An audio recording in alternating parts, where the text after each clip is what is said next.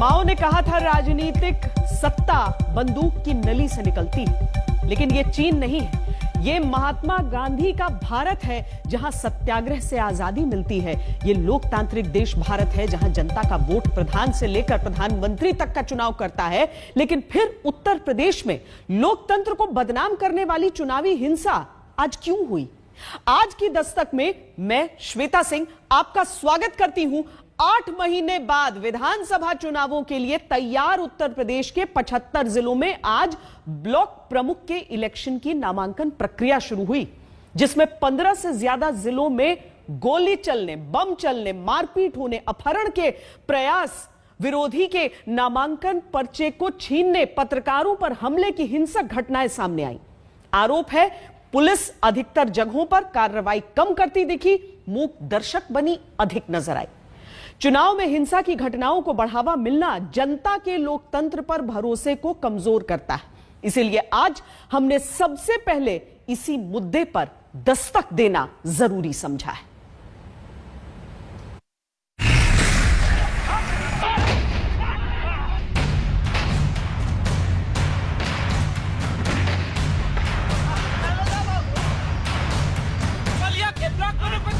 किया जा रहा है।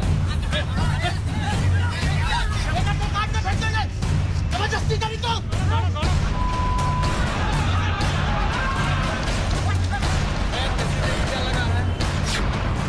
ये कहानी है डेमोक्रेसी इंडेक्स के पन्नों में त्रुटिपूर्ण लोकतंत्र के खांचे में खड़े किए गए भारत की। ये कहानी है दुनिया में लोकतंत्र के पैमाने पर 167 देशों के बीच 53वें नंबर पर खड़े हिंदुस्तान के सबसे बड़े राजनीतिक प्रदेश उत्तर प्रदेश की, जहां ब्लॉक प्रमुख की चुनावी प्रक्रिया में गोली चलती है, बम फूटते हैं।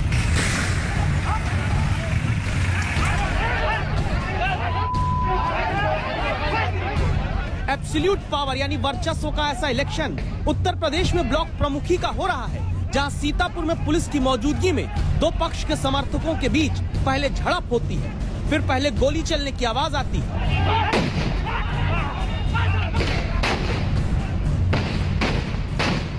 पुलिस थोड़ा हिम्मत दिखाकर लाठी पटकती है, तब तक इतनी गोली और देसी बम चलने लगते हैं कि पुलिस वाले ही अपनी प्राण रक्षा में किनारे खिसक लेते हैं।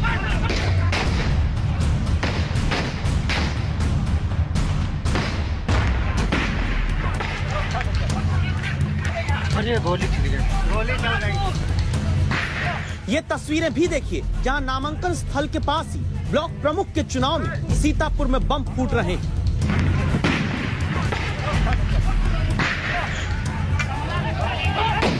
और ये गोली बम उत्तर प्रदेश में उन चुनावों के नामांकन में चल रहे हैं जिनके भरोसे गांवों को मजबूत करने की संकल्पना महात्मा गांधी ने की।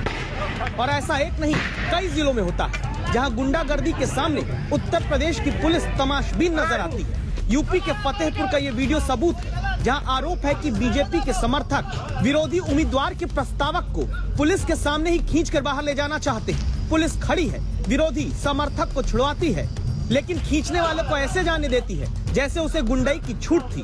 पुलिस के सामने टहलता हुआ ये शख्स घूमता है तो कमर में असलहा यानी पिस्तौल लगी नजर आती है। और फिर फतेहपुर में यही उपद्रवी जिसने नामांकन से रोकने की कोशिश की, एक नेताजी के साथ वापस आता है। नेताजी कमर में खोसे कट्टा, रिवॉल्वर जो भी है उसे ढक देते हैं, पुलिस को इशारा करते हैं और पुलिसकर्मी लौट जाता है।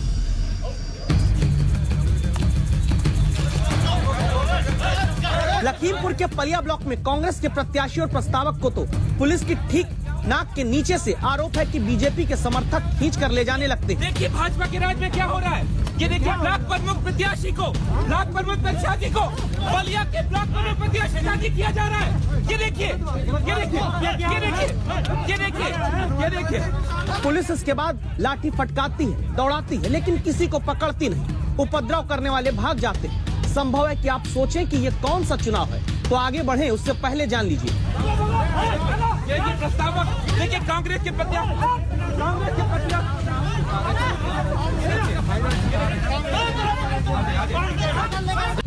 गांवों तक विकास की योजनाएं पहुंचाने के मकसद से देश में 3 स्तर की पंचायत व्यवस्था लागू है, जिसमें गांव के स्तर पर ग्राम पंचायत, बीच में पंचायत समिति और जिला स्तर पर जिला परिषद होती है। ये अभी ब्लॉक प्रमुख का चुनाव उत्तर प्रदेश में हो रहा है। जहां ब्लॉक यानी विकास खंड कुछ ग्राम पंचायतों को जोड़कर बनता है। पहले ग्राम पंचायत के चुनाव में जनता ग्राम प्रधान और क्षेत्र पंचायत सदस्य, जिसे बीडीसी भी कहा जाता है, उसे चुनती है। चुने गए क्षेत्र पंचायत सदस्य फिर ब्लॉक प्रमुख को चुनते हैं।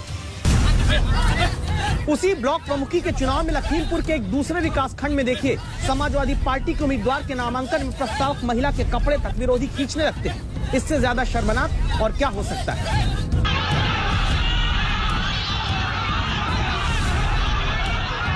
उत्तर प्रदेश के ललितपुर में जैसे ही विरोधी दल का उम्मीदवार नामांकन करने को आगे बढ़ता है, नॉमिनेशन करने से रोकने की कोशिश होती है और पुलिस अधिकारी कहते हैं, हमारे जनपद में कुल 6 ब्लॉक हैं और 6 ब्लॉकों में हमने अपनी चाक चौबंद व्यवस्था करके निष्पक्ष चुनाव कराने के लिए और लोकतंत्र को पारदर्शी रखने के लिए पूरी व्यवस्था हमने कर रखी है। कहीं से कोई भी विघ्न बाधा नहीं है। सभी लोग अपना जो है निष्पक्ष और निर्भीक होकर अपने कार्रवाई कर रहे हैं। अब पुलिस के दावों का सच देख लीजिए। निर्दलीय प्रत्याशी का पर्चा छीनने का आरोप बीजेपी समर्थकों पर लगता है। जबरदस्ती करी तो गोली मार दूंगा सब पे। पंचायत हो रही है। हाँ छोड़ो।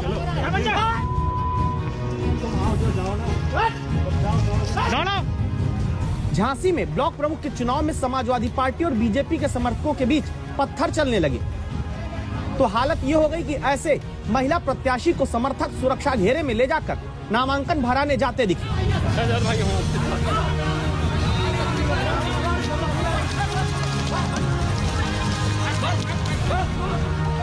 बस्ती में लाठीचार्ज करना पड़ता है, एटा में पत्थर चलते हैं। चुनाव जीतने के नाम पर कानून का माखौल उड़ाने वाले उपद्रवी इतने बेखौफ हो जाते हैं कि एटा के मरहरा ब्लॉक पर नामांकन के दौरान पथराव करते हैं। आरोप है कि बीजेपी कार्यकर्ताओं ने समाजवादी पार्टी के उम्मीदवार को नामांकन नहीं करने दिया।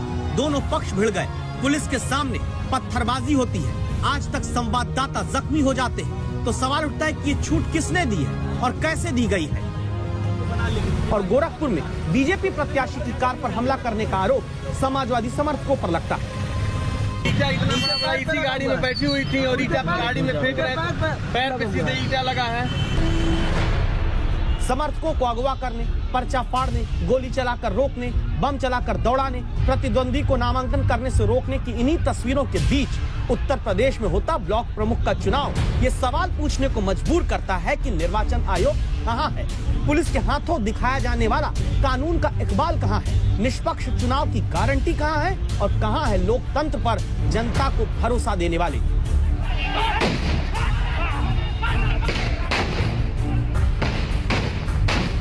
कुमार अभिषेक, लखनऊ आज तक।